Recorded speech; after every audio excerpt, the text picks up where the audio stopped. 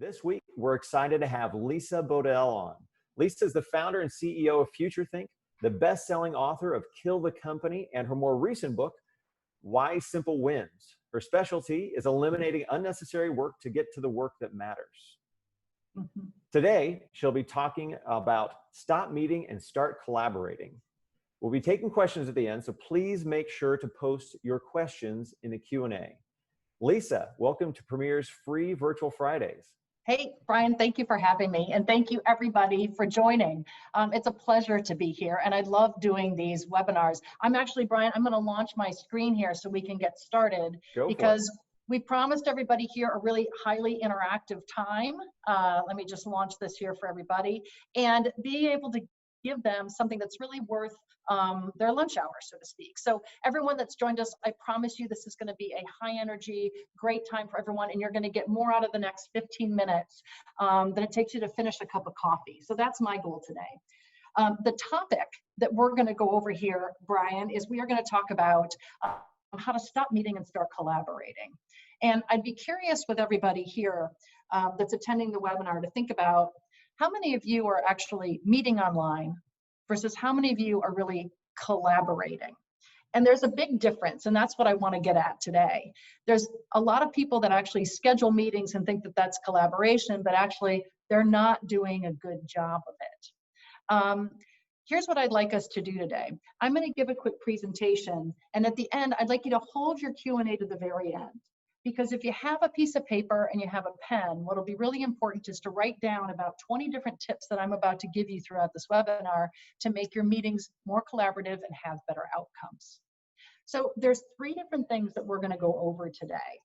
First of all, I want us to normalize being virtual. And I think that's really important. We don't spend enough time doing more.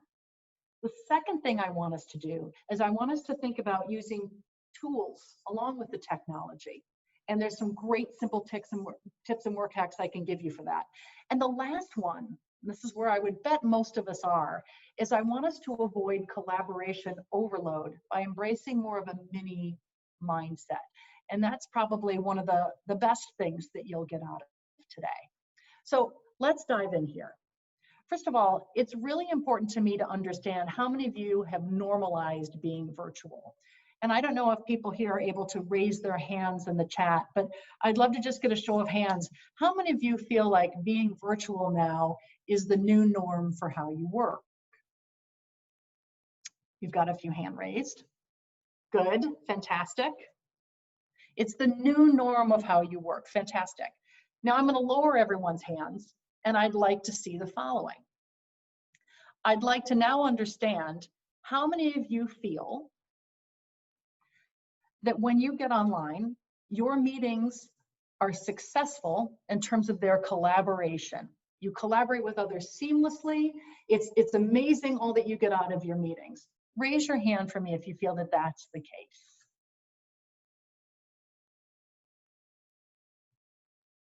Great. We have a few people that have raised their hands, but not many, just a couple. So we want to be able to get you collaborating better. So the first thing we want to do is we want to normalize the virtual part of it. And the first thing I want us to think about is how can we make it so people are very comfortable using their video? Now, I think before we had COVID, not many people were using video. In fact, audio was the way that people went. And I want you to imagine why it's so important to have video in your meetings and to normalize that. Imagine you were still meeting in person all the time and you walked into a conference room and half of the people were under the table, the other half were sitting at it. That's what it's like being in a meeting where half of the people aren't on video and half of the people are on video. What we want to do is we want to normalize for people being on video because video is active. Audio is passive. Audio allows us to multitask and be distracted versus video makes us be present. And there's an interesting statistic that you should know. We know that people are 27% more engaged and have more successful meetings when they are using video. Here's why. There was a really interesting study that was done in Chicago about a decade ago. And this was done by a group of social psychologists to talk about people's behavior when they're seen. And what we know is that there were a study with bars. And in the bars, where behind the bartender, there were mirrors, versus in bars where behind the bartender, there were no mirrors. The bars that had mirrors behind them, the patrons were better behaved, more polite, more patient, less drunk and rowdy, and spent more money. And the reason why is because they could see their own behavior in the mirror and they corrected themselves. Interestingly, there's a lot of parallels being drawn to that right now with Zoom calls. Half of the time when people are on calls, they're watching the presenter who's talking. The other half, they're watching themselves. So when we can see our own behavior, we're more likely to be engaged, participate, be accountable, and have better outcomes. So normalizing using video. The second thing I want to talk about is sharing your environment with your team, and maybe even considering, if you don't like your environment, best backgrounds. One of the things we did with my team when we first, in the post-COVID era, is we started to normalize our work environments at home. Most people were caught off guard by it. They didn't have a home office setup that was ready for prime time. And once people got settled, what we did on our first call is we had everybody share their environment. Tell us what's in the background, show us a special, I don't know, something that's on your bookshelf, introduce us to your kid or your cat that's crawling around, normalize this behavior. So that kind of took the elephant out of the room and everyone could get better focused on the people versus the environment. And of course, we know a lot of our friends like at NBC and Pfizer and other places that every time they start a meeting, everyone has to have a new background and they make that a way that they can collaborate together. So there's lots of fun that you can have with it too. So that's the first thing. How do we normalize being virtual? The second thing I want us to talk about is using tools, not technology. Technology itself, in terms of collaboration, is not a strategy. Tech is not a strategy, right? It's a platform. So what are the tools that you're going to use to get people to interact? Let me give you some ideas. And these are simple things you can do on your own. You might not need permission to do them. And here's the reason why. Being collaborative and using tools is more important online even than it is offline. This is a great study that was done actually at Wharton, and it was talking about the average audience attention span during a presentation. So over an hour's time, you can see that when a presentation starts, the interest is high, but immediately it almost goes right into the valley because people's expectations are lowered. They start multitasking. And that attention span only goes up at the very end because they're probably excited the meeting's going to be over. The best meetings are the ones that reset every 5 minutes, right? The good speakers, the great virtual workshop people, the people that run great meetings. They know how to keep people engaged. So what I'm about to tell you is about not entertainment, but engagement. People that are remote need to be engaged in the meeting because there's too many distractions. Have you thought about how to engage people in new and different ways? Here are some ways that I'd like you to consider. And I'd love to challenge you to try one of these per week. Not all of them, just one. The first thing is, here's some ways to get them to participate. Hand raising is for agreements, emoticons are for feelings, chat is for ideas, and polling is to drive decisions. How do you use those different mechanisms depending on the meeting that you're in? The second thing is, how can you personalize them? Does every meeting have to be a status meeting? I usually have virtual cuppas, virtual cups of coffee with my clients, and we bring a different mug. It's something to talk about.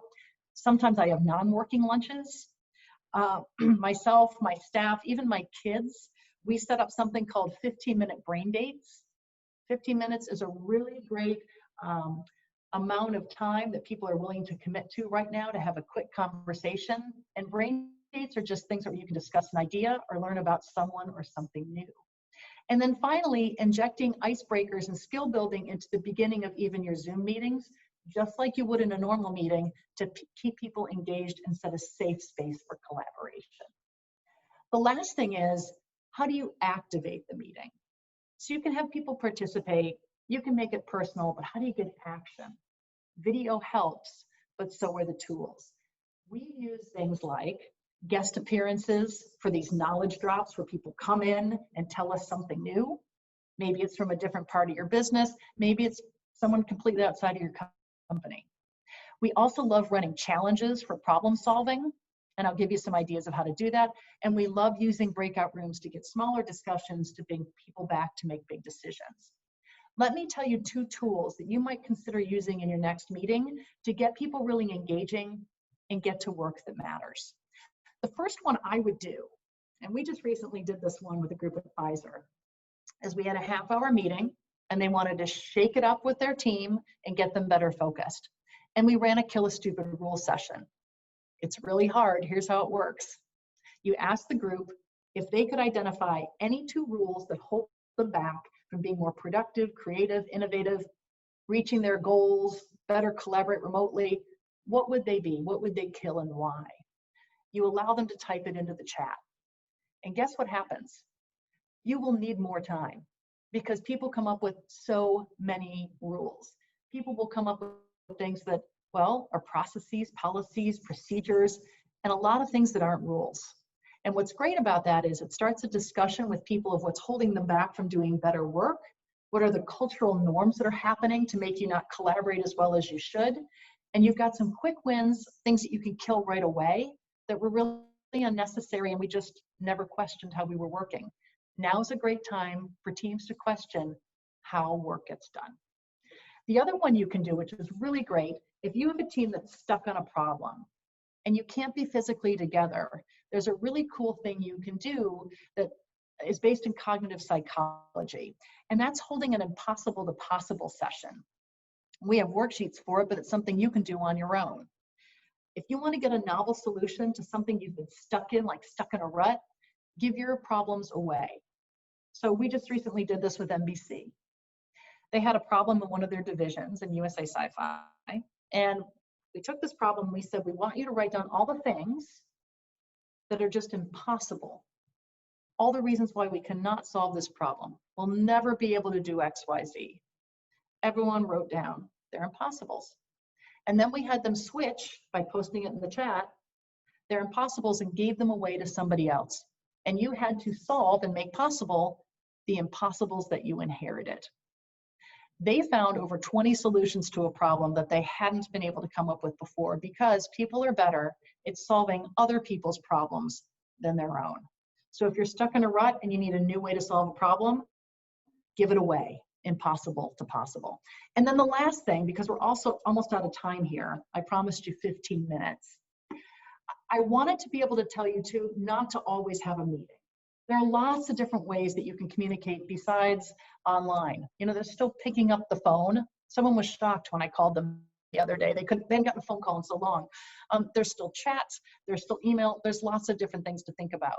What I want you to remember is that emails are information and meetings are for decisions. So how can you make sure that you're communicating in the right way with the right information? Let me show you a little bit about how you can also stop meeting too much versus just having a great meeting. Maybe you don't need the meeting at all. There's a few people that you can really take some examples from. The first one is Cleveland Clinic runs mini meetings. And the idea is a little counterintuitive. Rather than having one status meeting a week that was a few hours long, why not have one every day for 15 minutes? You focus on one thing, you address that one thing in a focused time setting, and then you go off and try and implement whatever you discussed. So shorter meetings, simpler topics. The other thing is, rather than having meeting-free days, so right, we have meeting-free Fridays. What if we switch it and we think of meeting-only days? So what I think is really interesting about this is, what if you only had meetings on Thursdays and Fridays, and the rest of it was designed for how to think? The other thing you can think of is starting to structure a lot of your weekly meetings or recurring meetings as a funnel. And think of them like carpools, like drop-offs, where you start with the topic where everyone needs to attend at the top, and then as the topic gets more and more focused within your team, people can drop off the meeting. What's really cool about that is you're showing each other that you respect each other's time. And the final thing I'll tell you, and this is a big thing within my company, and we distill this within our clients too, is one of the biggest metrics for success within your company can be when people, it's like a reward when you are not invited or uninvited to a meeting. And I'll say to people all the time on my team, sorry, you were not invited to this meeting. And people say, thank you so much, because you know that means I think their time is too valuable and it's just not worth their time to attend what we're about to do. So uninviting. So those are just some quick things. And what I want to be able to tell you is normalizing being virtual and setting the standards for it will be much more active and much more engaging. So set those standards with people as soon as you can and communicate them. Second, tech is not a strategy. Using tools to either personalize or activate, kill stupid rules, impossible to possible, will get people thinking in different ways versus having a status meeting. And then finally, do you need a meeting? So maybe you avoid collaboration overload by uninviting or making your meetings mini. So that's all I have to say today. I hope that that's been really great in terms of giving you some work hacks, giving you some tips and tricks. We're really, really, really excited actually that we have all pivoted in this new world of work to remote because we think it is a really productive and engaging way to get teams together. We know it's hard, but we know how to do it, and I hope this helps you. Please link in with me, tweet, check us out on YouTube. We love teaching people new skills to get rid of complexity and be more innovative. And with that, I want to say thank you. And I'm going to turn it back to Brian so we could take some of that Q&A. Thanks, Brian. Thanks, Lisa. We appreciate it. That's great information. I really like I think my favorite part was the impossible to possible. Yeah. Like why did you like that one? What's that? Why did you like that one? I think it's just the idea, like I kind of get a kick out of problem solving, but also just kind of sharing it, like not feeling that it's all on you and setting up a framework where you can put it out there. And for some people, like I kind of like having problems, but just with the effort of filling it out. But I think a lot of people that would create some collaboration, but kind of in a fun way to get everything off your shoulders and onto others. So that was my favorite part. But good. Well, thanks. And so we do have some Q&A here. Looking at, so the first one, are you finding teams are being more or less transparent when working or communicating virtually? Really good. I mean, of course, I'm going to say it depends on the team, right? So some of them that have cultures where they've created a culture where it's okay, right? They've kind of let people's guard down, just like you would in the real world, right? Not virtual world. Then yeah, they're just as transparent. I think the reason I brought up the first thing that I said, which is normalize being virtual, is for this very reason. People are very uncomfortable right now because they don't know what the new norms of working are. So I think that they're looking for their leaders or their team to come up with what are the new norms of behavior. And I used, for example, the real obvious one, which is video or not. Right? Are we allowed to, can we use always a video meeting, or are there certain things that should be for phone calls? How long should each of these meetings be? How do we handle it with clients? So I think once I've seen a lot of clients establish new norms of working, and once those were communicated, people were able to be more transparent and frankly, more human. So the other thing I think that's happening too is now we've really blended work and life. There is no difference.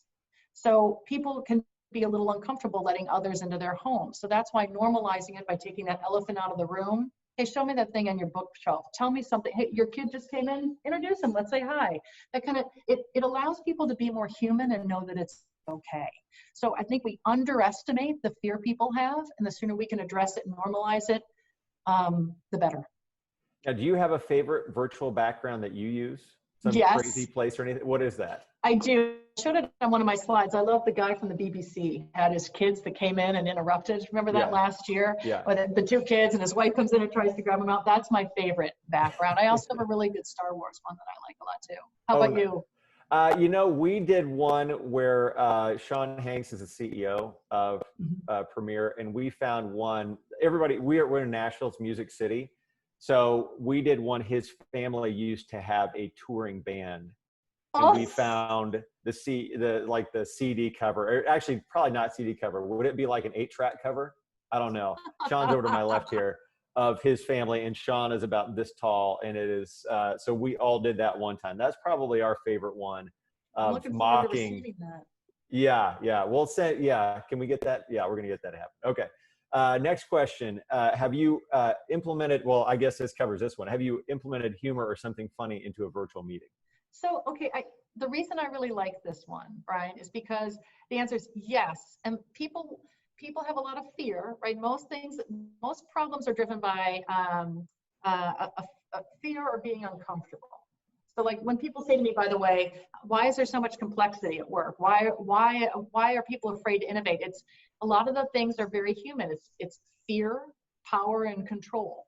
And all that leads to trust, by the way. So if we can get people to trust each other and have less fear, they'll be more engaged. So humor is really fun. So that's why a lot of people say, you know what, everyone bring a different background. That's like a fun thing. Another thing is using icebreakers. And let me tell you a fun one we just did. So we have an icebreaker called That's Fantastic. And the idea is to get people to collaborate, but also get in a mindset of solving problems, the mindset of possibilities, not problems. And so what we do is we take the groups and we break them into 2 or 3 people, and we give them an insane problem, same challenge. And the only thing that can happen is you have to answer with That's Fantastic. So let's say, Brian, you, myself, and Sean were in a room. I'm a CEO, and I'm the CEO of a bowling company. And you have to just keep firing problems at me, and people love this, right? And the only thing I can do with every problem you fire at me is say, That's fantastic. And it makes people laugh. So you'd say, Lisa, bad news, we're not allowed to use bowling balls anymore, and we're a bowling company. We hear that they explode. And I'll go, Brian, that is fantastic. Bowling balls are so expensive, and I wanted to recreate a whole new game anyway, just using pins. And now this is our excuse to do it. That's a fantastic problem. Thank you so much. So it gets very humorous, but then you start to use it on your own business challenge, and you're teaching them a skill by using humor, and it changes their mindset. So the more they can use humor, I think the more engaged people will be. Great. How do you handle a participant that is clearly checked out in a meeting? I would scold them. I'm just kidding. I wouldn't do that. I would want to make sure people are paying attention. There's a few things. Well, first of all, video, because that is engagement. There's nowhere to hide.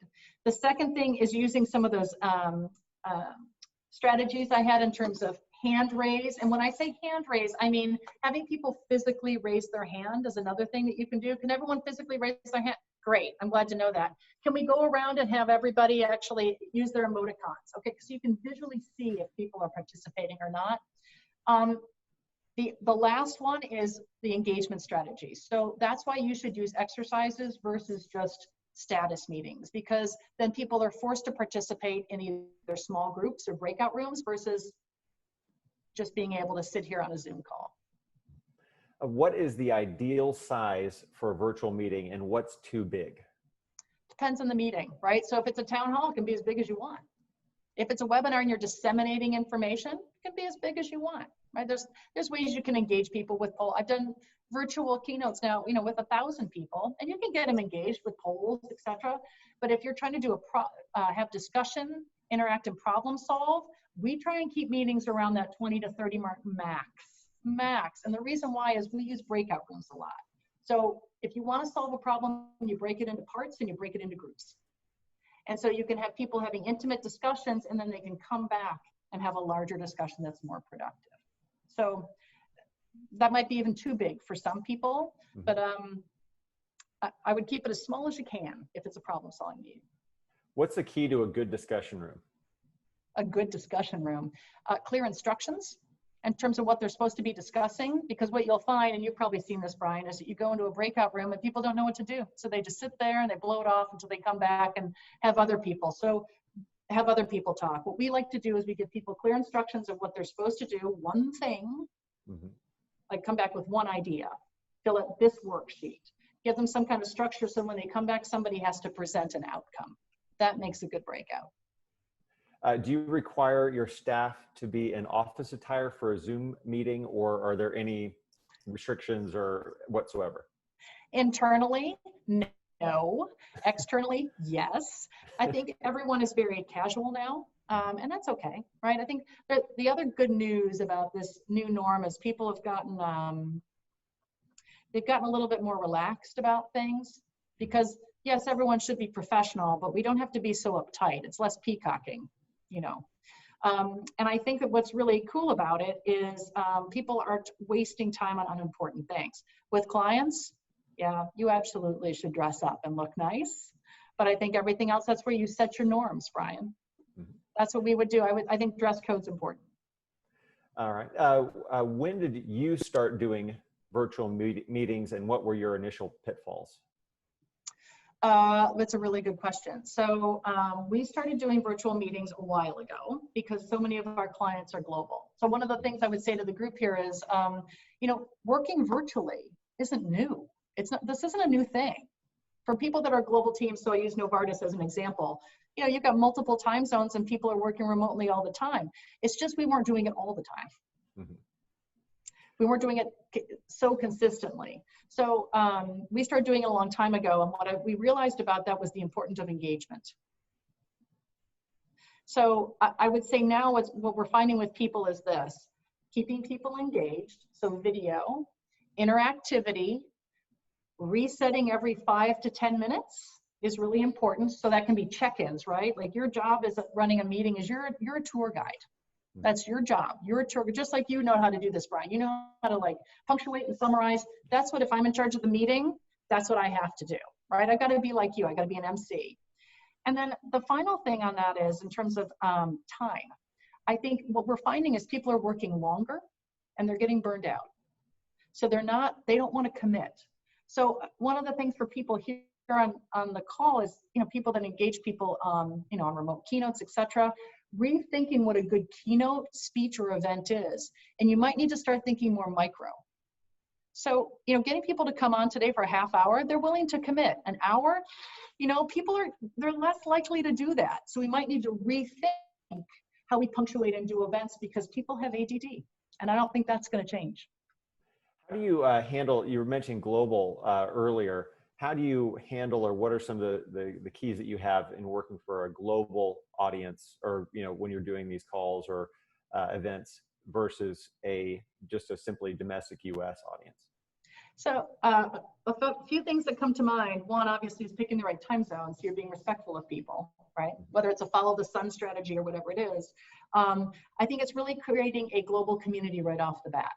So if you've got somebody who got up late at night to do this versus someone who's having their cup of coffee, I start by giving a shout out to everybody, and I'll say, everyone that's joining, let's type in the chat where you're coming in from. Immediate community, right? And just someone from Australia, what's going on over there? So we've got a sense of something to talk about personally that people can start doing in the chat on their own. So it's showing respect and calling that out. The other thing is about making sure that your stories are respectful from other cultures. So I'm very cognizant when I speak, and I travel around the world a lot, not to be too American, meaning not to just give only stories from my perspective of American companies, but I like to talk about them from all the different cultures and all the different countries so they know that I'm being respectful of what they go through every day. All right, and so last question here, being respectful of time, we're right about that 30-minute mark. So question from Julie, what does Lisa think is a good length for a virtual event that's supposed to be in a 2-day conference, 3 hours, 6 hours, trying to figure out how long people will stay engaged for? Not 2 days. I mean, I have to say what's interesting about this is, Julie, that is an amazing question.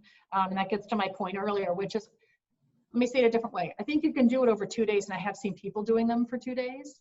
But within those 2 days, that agenda or that run of show is going to need to be a little different. So imagine if you had to sit in your office for 2 days in front of a computer. Oh my God. So I think it's a few things. One is making the presentation shorter, making sure that they're multimodal, meaning there's got to be video, there's got to be audio, there's got to be music, having breaks.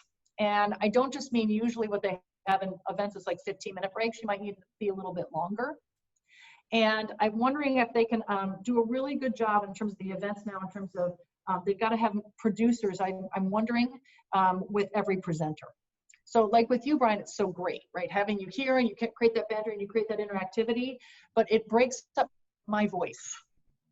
And what's nice about that is that's going to get people more and more engaged. And I think that when Julie's question, if they have a producer for every single person, that's going to keep people more engaged throughout.